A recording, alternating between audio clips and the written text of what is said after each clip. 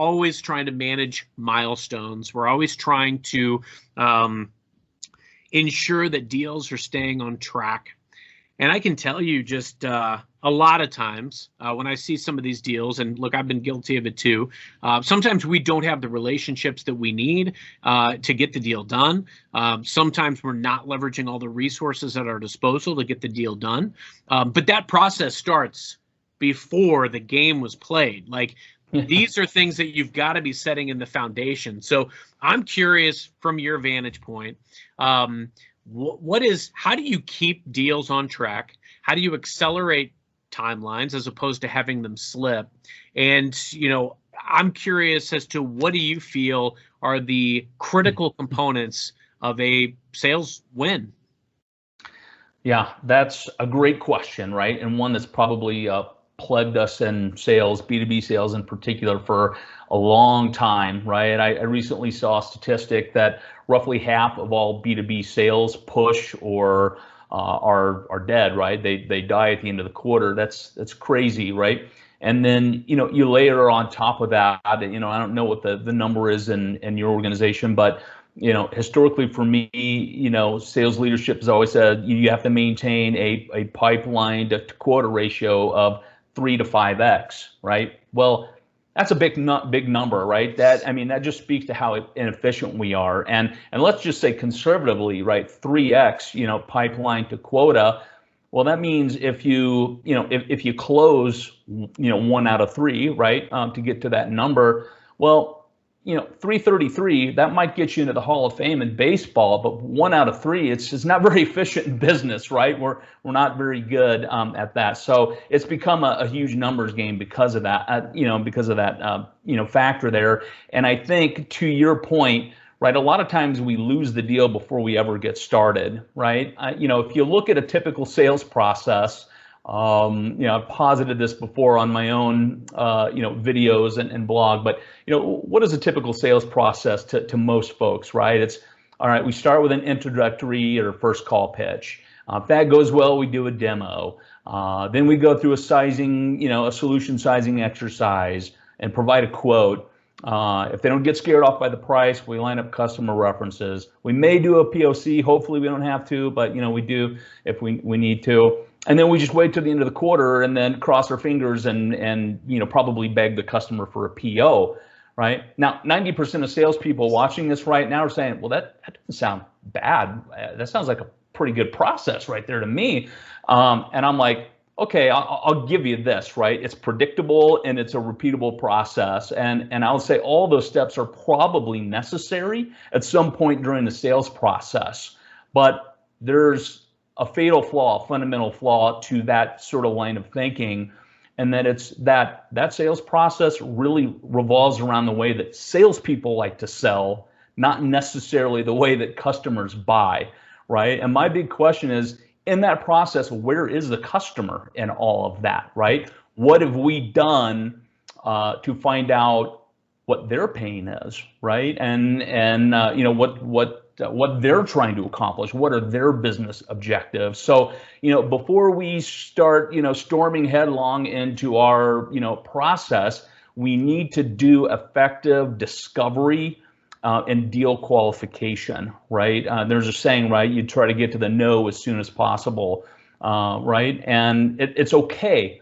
No is an acceptable answer, right? Yes is a better answer, but no is an acceptable answer. It's all that in between that's a mess, and that's why we got to have such a huge pipeline to quota ratio. So, I think probably a lot of salespeople, particularly in B2B sales, are probably familiar with the BANT sales methodology, right? Budget, authority, need, timeline, or MEDDIC, or business value selling. One of many, right? There's many out there. For me, I just kind of boil it down to what I call the 5 Ps, or the 5 ingredients of the win, right?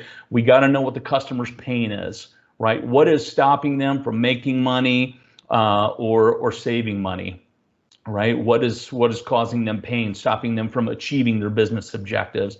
2, what is their purpose, right? So again, what are they trying to achieve? What are their objectives? What are their goals? And it's usually that thing that the pain is preventing them from accomplishing, right? Then it's the people. Who are all the stakeholders? Who cares about this, right? Who's having the pain? Why do they care? How's it affecting them? Stuff like that. You got to know all the way up and down the organization and horizontally throughout the organization who's impacted by it, right? We got to know who those folks are and be able to align our solution and our business outcome to what they're looking for. What are their preferences, right? So what are their selection criteria? How do they make decisions? What's important to them in that way? And then finally, what's the process, right? How do they go about transacting, right? Who has to touch this deal? Who has to sign it? And at the end of the day, how do we get paid? I think those are just important, fundamental things, right? The 5 Ps. We just need to know those things up front, right? If we don't have line of sight to the answers for all that stuff, we're dead on arrival. So anything that we do in that process, it's really kind of playing roulette, frankly, and it leaves us to the whims of kind of the crossing our fingers and praying at the end of the quarter. Hence why half of our deals slip or are killed. So it's a long-winded answer, but I'm super passionate about that topic. I can tell, and I love it, Brandon. This is great. One of the things that I would mention, so, first off, there's so much to unpack there. Like, we look at numbers so often in sales, right? Sales leadership looks at numbers, and rightfully so, but I think sometimes we handle them in the wrong way. Numbers are a method to diagnose gaps. So what a number tells me is, okay, I need to adjust my process in this bucket so that I can better address the gap. It doesn't mean that I've got to have some drastic knee-jerk response. Often it's small tweaks to the process that make a very large difference. And what you highlighted is spot on, because look, we talk about control the controllables. There are going to be things that happen and deals that slip out of our control. But if you control the controllables, you have a better probability of success. I'm a huge probability and numbers guy and statistics, and how can I better control my probability, which is, again, why I focus so much on the quality of my message, the quantity of outreach and touch points, and then the consistency of execution of process. So like you were talking about pipeline to quota. Okay, all right, fair enough. So if I know that I need to have a certain pipeline to quota ratio, that is how I need to set forth my prospecting mechanism as part of the sales process. I need to reach out to maybe twice as many people as I'm reaching out to prospect and try to start dialogue and start conversations. But remember, that's all you're doing up front. You're trying to sell a conversation, and you're going to have some fallout, and you're going to have some people that engage. So run with those, gravitate toward those higher propensity leads as you get them. Referrals, people that reply to your outreach, things of that ilk, or obviously warm calls, people that call you, gravitate toward them, swarm immediately and try to bring the right resources to bear.